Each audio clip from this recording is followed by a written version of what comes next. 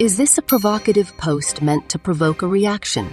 Because it seems highly unlikely for someone to claim that Cleopatra was actually black. No, I'm completely serious. It's important to recognize that our understanding of Cleopatra's physical appearance is limited by the lack of contemporary sources providing detailed descriptions. Ancient texts and historical accounts primarily focus on her political and personal achievements rather than her physical attributes. As a result, her specific racial or ethnic appearance remains a matter of speculation. Given the cultural and ethnic diversity of ancient Egypt, it is possible that Cleopatra had a mixed heritage. However, without concrete evidence or specific descriptions from her time, it is challenging to determine her exact racial or ethnic identity with certainty. Different artists and historians have portrayed her in various ways throughout history, often reflecting the prevailing beauty standards and cultural biases of their time. Ultimately, it is important to separate historical facts from artistic interpretations and recognize that Cleopatra's exact racial or ethnic identity is not definitively known. The available evidence suggests that she was of Greek ancestry, but her specific physical appearance remains a subject of speculation and artistic license. So, could she have been black? When delving into the mysteries of ancient Egypt, one name that always emerges is Manly Palmer Hall. According to Hall, surviving Atlanteans found refuge in Egypt around 12,000 years ago. Graham Hancock. An intriguing revelation struck me recently while watching a captivating documentary on YouTube, which I have shared the link to below. It led me to hypothesize that Atlanteans integrated with the black population of Egypt at the time, thus initiating a new era of civilization following the Great Flood. In collaboration with the black inhabitants, the Atlanteans, who were possibly revered as gods, oversaw the construction of the Great Pyramid. While Hall asserts that the Atlanteans built the pyramid, it is plausible that they delegated the physical labor to the black population. The captivating documentary on YouTube, the movie Great Pyramid K 2019, director Femi Krasniqi. Additionally, Hall claimed that these Atlanteans possessed remarkable advancements, including the ability to extend their lifespans to thousands of years. This notion aligns with remnants found in biblical accounts, such as Noah's prolonged life. With this perspective in mind, I propose a concept of Cleopatra as a figure of mixed heritage. The original Cleopatra could be identified as Isis, a real human being of flesh and blood. It is plausible that she either descended from Atlantean lineage or was the offspring of an Atlantean and a person of black descent from that time. Therefore, Cleopatra's appearance could be a unique blend of the Atlantean skin color, whatever it may have been, and black ethnicity. Individuals of mixed race often possess an exquisite fusion of physical features derived from diverse ethnic backgrounds, which should be celebrated for its diversity and aesthetic allure. Thus, Cleopatra could be envisioned as a stunning black goddess who enjoyed a lifespan spanning thousands of years, with her role as Cleopatra representing merely a fleeting moment in her millennium, spanning existence.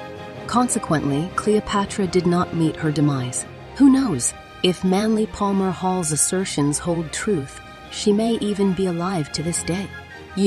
Statues portray Cleopatra as white. It is essential to recognize that history is often written from the perspective of the victors, which can introduce cultural biases. To uncover the truth, it is crucial to delve deeper and examine older artifacts, such as the statue of Cleopatra I have provided. Upon close examination, it becomes evident that she does not exhibit white features. Instead, she bears the appearance of a person with black African ancestry, if you ask me. But I could be wrong because I'm not an expert here. We possess significant historical records of Cleopatra and notable statues such as the Berlin Cleopatra. How can one dismiss all this compelling evidence? There are other statues like the Cleopatra bust in the British Museum. Click on the link below, which has been proven not to depict Cleopatra herself. Interestingly, this statue bears a striking resemblance to the Berlin Cleopatra, in my opinion. So, let's go! My personal quest for truth began when I discovered that modern science supports the concept of Pangaea, a supercontinent in Earth's past. Despite the vast amount of evidence supporting this theory, I find myself challenging its validity. How could the scientific community be mistaken? This issue brings to mind an introductory course in the philosophy of science where I encountered the rabbit-duck illusion. In this thought experiment, evidence is likened to the dots forming the picture, and it becomes clear that even an infinite amount of evidence cannot definitively reveal the truth, because the question arises, is it a rabbit or a duck? Scientists, true to their nature, have concluded it to be a duck, much like that famous quote by Douglas Adams. If it looks like a duck and quacks like a duck, we have at least to consider the possibility that we have a small aquatic bird of the family Anatidae on our hands. However, it remains within the realm of possibility that it could indeed be a rabbit. In this context, duck is equal to Pangaea. Rabbit is equal to expanding Earth. Personally, I hold the belief that it is a rabbit because the concept of Pangaea appears nonsensical to me. It is quite difficult for me to accept the idea that Earth was once a floating island in space, if you catch the essence of my poetic expression. In essence, my trust in modern science is lacking. Now, what about modern history? I must admit that it is in an even greater state of disarray. I simply cannot bring myself to believe that the Great Pyramid was devised by anyone other than the great Atlanteans, or, at the very least, an ancient civilization possessing advanced knowledge. Consequently, I find myself irresistibly drawn to embrace Manly Palmer Hall's theory, as it deeply resonates with me and provides a coherent understanding of the ancient past, especially when we delve into the captivating realm of the magnificent stonework discovered across the globe. Without the framework provided by Manly Palmer Hall, the past appears utterly incomprehensible.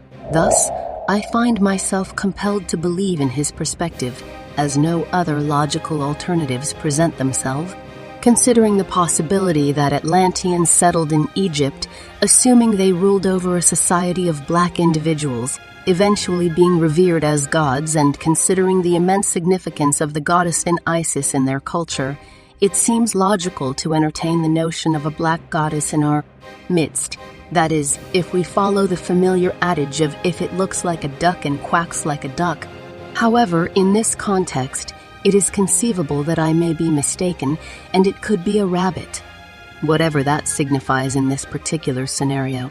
All right, let me present you with a philosophical question. If the original Cleopatra was, in fact, the goddess Isis, and if Isis was a real person who possessed seemingly immortal life through Atlantean technology, wouldn't it be conceivable for this individual to assume the role of Cleopatra in history, given her immense power and influence?